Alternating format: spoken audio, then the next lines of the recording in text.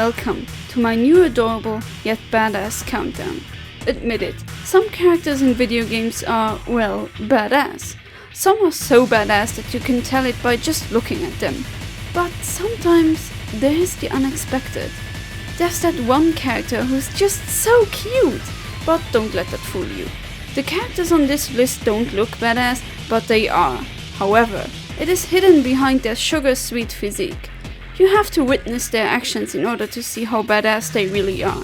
Today, I will list my top 5 badass adorable characters in video games. Remember, never judge a book by its cover. Before we start, I want to address two things. The first thing is that this is solely my opinion and not yours. If you don't find your desired character on here, feel free to leave a comment. The second thing is that we have to follow some rules in order to make this list a bit more interesting. The rules are as following: 1 character per franchise, only from games I've played, and the last rule, ties are allowed. So, with all said and done, let's start off with this list. Enjoy!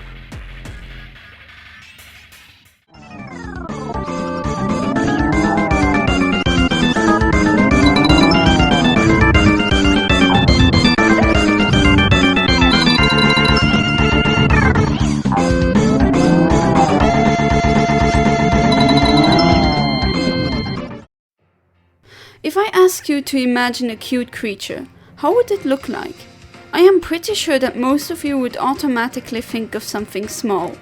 The smallness of adorable animals just seems to magically enhance the cutesy factor. But can a tiny creature be badass? Why, yes it can. Speaking of small things, Pikmin are small. Very small. Very, very small. They are smaller than a Wiimote, only being about 2.5 centimeters high. That's tiny. Granted, the size does vary from the kind of Pikmin. Purple Pikmin, for example, are a tad taller, but not by a whole lot. So how in the world can something as big as a coin be badass? Let's put it like this. Imagine yourself walking outside with friends and suddenly a T-Rex attacks you. Would you run away or throw yourself alongside with your friends on the T-Rex in order to fight it together?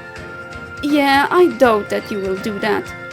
But Pikmin, despite their small size, do this a lot. They just throw themselves at creatures that are 20 times their size and that want to eat them, and then they beat them up. Now that's what I call teamwork. Now, some of you may say that it is Olimar or Louis or whoever is in charge who throws them, and that the Pikmin don't do this on their own. I will prove you false. They actually do it alone. In the good ending of Pikmin 1, you can clearly see them attacking a Bulborb on their own. The Bulborb even screams in agony and tries to escape from them. That's like a group of 15 children jumping on a T-Rex, beating the crap out of it, to the point where the large predator tries to run away crying. Now that's an accomplishment. Pikmin do this even though they know that there's always the possibility of them dying at any moment. But do they care? Pfft, as if. And that is why Pikmin are, in my opinion, badass. Now give them some respect.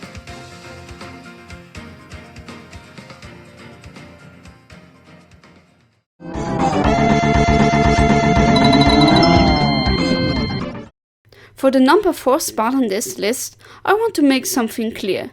Being badass doesn't always lie in the offense. Sometimes, having a superb defense also counts as being badass. The characters, or rather species on this spot, is a great example of something where you wouldn't expect it at all to have a godlike durability. It is no one else than the adorable Chow from the Sonic franchise. I can feel the disbelieving faces already. Chow?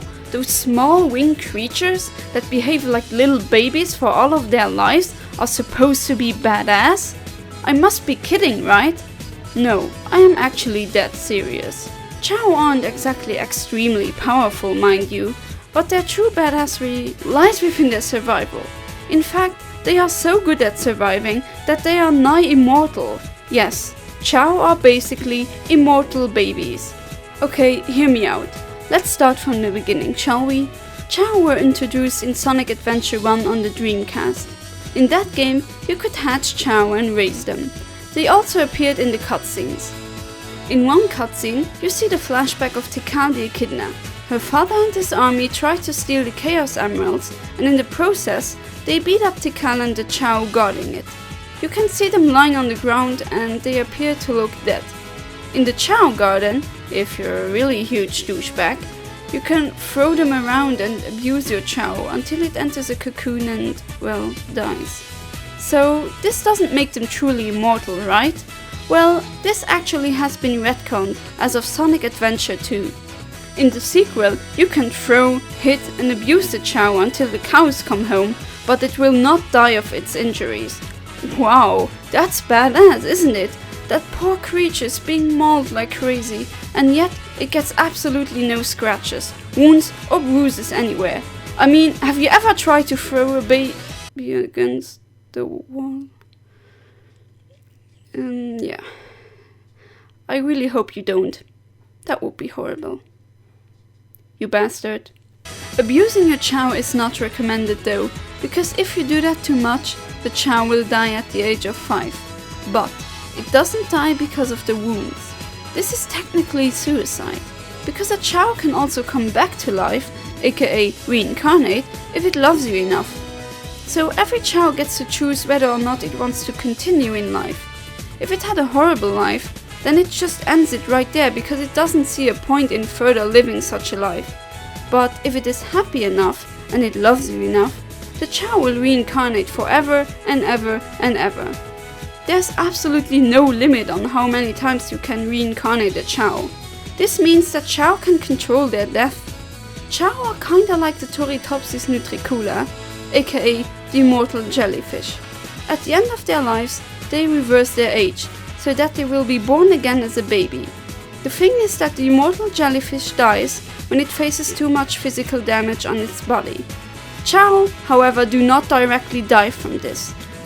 Oh, and they don't seem to care about sicknesses either.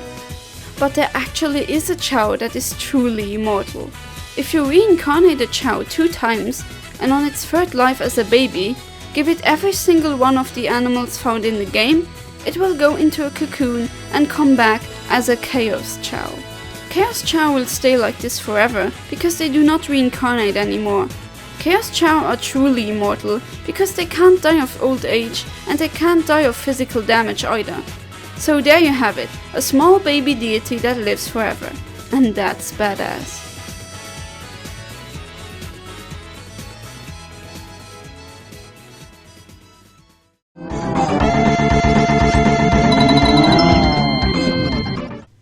This run is really obvious. It's no one else than the super tough Pink Puff. Don't let the girlish pink color, the huge kawaii eyes and the big jolly smile fool you. Kirby is not a weakling at all. He's like a small Superman, having lots of different superpowers. Some of them are really dangerous and powerful. Sure, he may be like 20 centimeters tall, but that doesn't mean that he's not powerful. He can be a mighty fighter, a sneaky ninja, a strong wrestler, a destructive bomb, a cool sword fighter, a fast jet, a freaking missile, while looking extremely adorable at the same time. I mean, he is the poster child for badass adorable characters, and he fights off evil like it ain't no thing. The strawberry on the cake is that Kirby can defeat his enemies with a fish. A fish! We need more fish kills in video games in my opinion. But remember that ties are allowed? Well, there's another character from the same franchise who shares this spot with Kirby. It's the almighty Meta Knight. Meta Knight may not have the same variety of superpowers or copy abilities like Kirby does. He rather specialized himself in one thing, which is sword fighting. And oh boy, he's really good at it. I always find him to be one of the hardest Kirby bosses, because he doesn't just randomly attack you, as he seems to have much better AI. Meta Knight even made it into the SS tier in Super Smash Bros. Brawl. What makes him even more badass is the fact that he has awesome bat wings and a cool deep voice, despite having an extremely adorable face. Aww.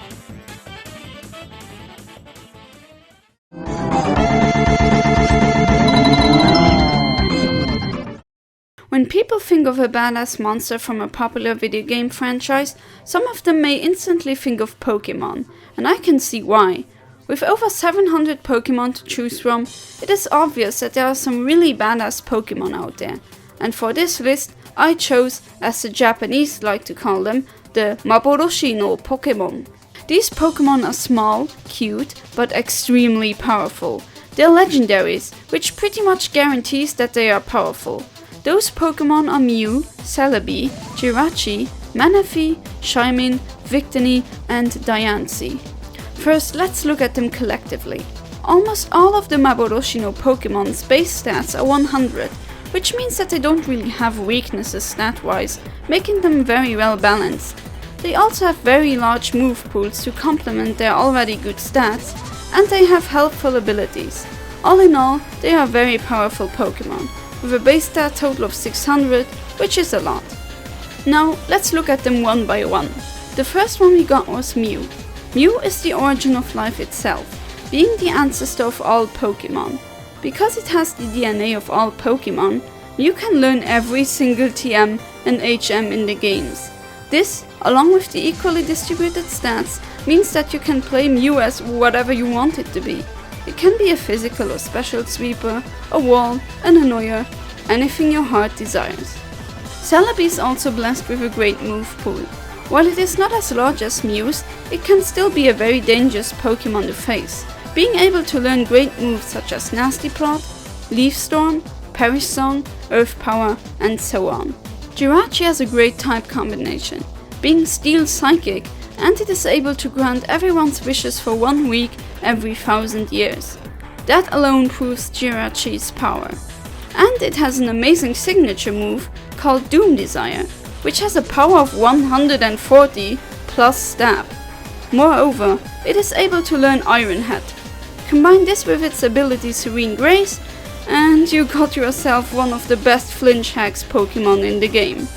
Manaphy has a great status move called Tail Glow, which boosts its special attack not by 2 stages, but by 3 stages, making it a deadly special sweeper if you're not careful. Shaymin also has a great signature move, which is Seed Flare. It learns this move at level 100, which has a power of 120, where it gets stab on it, and it has a 40% chance of lowering the opponent's Pokemon's special defense by 2 stages. In case you survive that attack, of course. Victini also has a very strong signature attack, V-Create.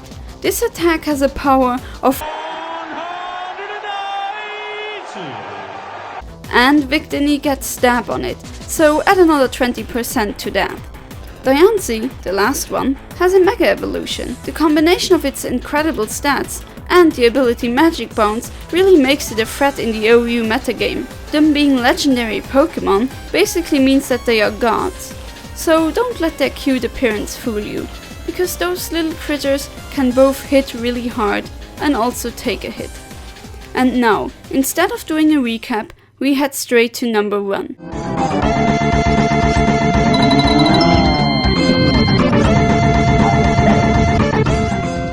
I bet you're thinking that the number 1 character on this list must be really tough. My number 1 pick may seem strange at first, but once you hear the backstory, I am sure that you will agree. When I think of a platinum blonde badass, I don't think of Duke Nukem. I think of Lucas from Mother 3. Yeah, I know what some of you may be thinking. Those who did not play Mother 3 are probably saying, "Oh, what, that whiny boy from Super Smash Bros? How in the world is he a badass?" You have no idea. Lucas is, of course, extremely adorable. Just look at him. Aww. Okay, granted, almost every kid from the Mother franchise is cute. Note that I said almost. But as you all know, cuteness is not enough to be on this list. What the majority of people don't know is what happened to Lucas in the game. This small boy lived through so much.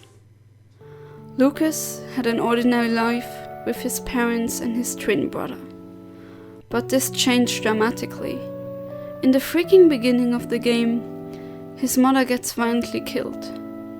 Lucas, being a very sensitive boy, couldn't stop crying.